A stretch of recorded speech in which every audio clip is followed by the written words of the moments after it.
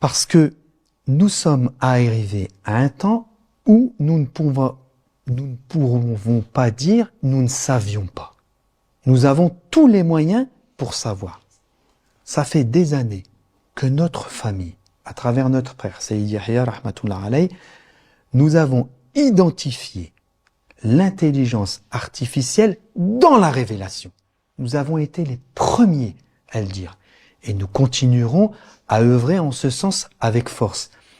Et c'est important parce que, je vous le dis et je vous le répète, vous ne pouvez pas, nous ne pouvons pas comprendre les enjeux d'aujourd'hui, les enjeux géostratégiques, les enjeux géopolitiques, si nous n'identifions pas les événements qui se passent dans notre monde dans la révélation.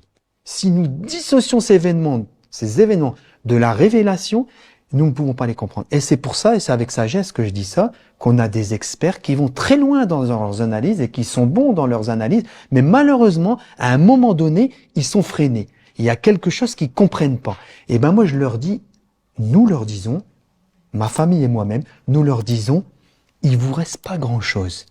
Vous savez ce qu'il vous manque? Il vous manque juste le paramètre de la foi. Intégrez ça dans vos analyses géopolitiques, géostratégiques, et d'ailleurs les Russes le font un peu, et vous verrez que vous allez trouver les solutions à ce que vous ne comprenez pas. Vous allez mieux comprendre les enjeux et on pourra mieux identifier les mots pour apporter des remèdes à ces mots. Et dans tous les cas, je vous le dis en toute sérénité, tout comme Noé, alayhi salam, il a été sauvé, il a fait son arche, personne n'y croyait, etc., etc. Aujourd'hui, c'est la même histoire avec l'intelligence artificielle. Nous faisons notre devoir et nous espérons que nous ferons partie des sauvés. Mais il y a un groupe qui sera et qui fera partie des sauvés. Et il y a des gens qui périront. C'est une réalité. La parole s'est réalisée. En tout cas, sa réalisation a commencé.